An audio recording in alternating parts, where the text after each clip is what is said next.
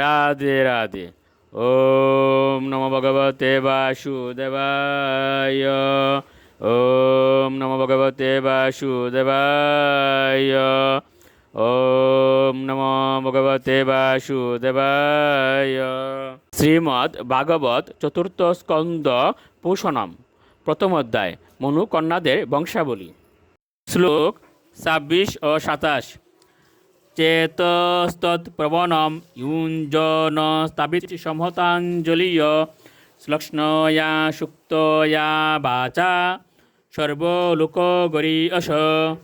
অত্রিরুবাচ বিশ্বদ্ভবস্থিতিলয়েষু বিভুজ্যমানৈর্মায়া গুণৈরনুয়োগম বিগৃহীতো দেহাঃ। ते ब्रह्म विष्णु गिरीशा प्रणत अस्मि अहं व स्तैवक एव भवता म इह उप उत। অনুবাদ। কিন্তু যেহেতু তার হৃদয় পূর্বে সেই দেবতাদের প্রতি আকৃষ্ট ছিল, তাই তিনি কোনোক্রমে সচেতন হয়ে কৃতাঞ্জলি পুটে মধুর শব্দের দ্বারা ব্রহ্মাণ্ডের প্রধান দেবতাদের বন্দনা করতে লাগলেন। মহর্ষি অত্রি বললেন, হে শ্রী ব্রহ্মা, শ্রী বিষ্ণু এবং শ্রী শিব, আপনারা প্রকৃতির 3 গুণের স্বীকার করে 3 ভাগে আপনাদেরকে বিভক্ত করেছেন।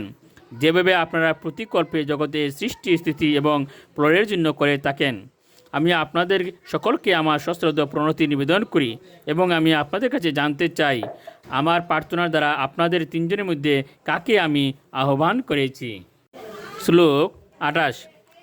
একময় ভগবান বিবিধ প্রধানৈ চিত্তীকৃত প্রজননায় কথম নু ইয়ম অত্রাগতাস্তনুবৃতাম মনস অপি দুরাত ব্রুত প্রসীদত মহানীয় বিস্ময়ু মে। অনুবাদ। আমি পরমেশ্বর ভগবানের মতো পুত্র লাভের বাসনা করে তাকে আহ্বান করেছি এবং আমি কেবল তারই কথা চিন্তা করেছি। কিন্তু যদিও তিনি মানুষের মনের কল্পনার অতীত, তবুও আপনারা 3 জন এখানে এসেছেন। দয়া করে আমাকে বলুন কীভাবে আপনারা এসেছেন, কারণ সে বিষয়ে আমি অত্যন্ত সংশয়াচ্ছন্ন হয়েছি। শ্লোক 29।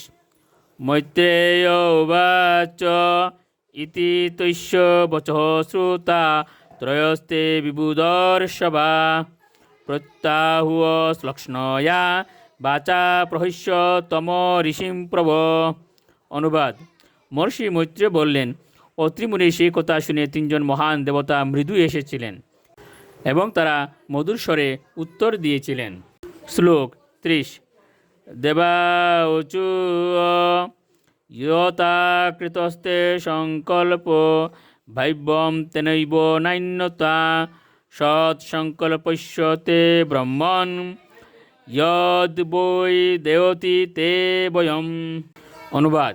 3 জন দেবতা অত্রি মুনিকে বললেন, হে ব্রাহ্মণ, তুমি সত্য সংকল্প এবং তাই তুমি যা চেয়েছ তা হবে, তার কোনো অন্যতা হবে না। আমরা সকলেই সেই পুরুষ যার দেন তুমি করেছ এবং তাই আমরা সকলে তোমার কাছে এসেছি। রাধে রাধে।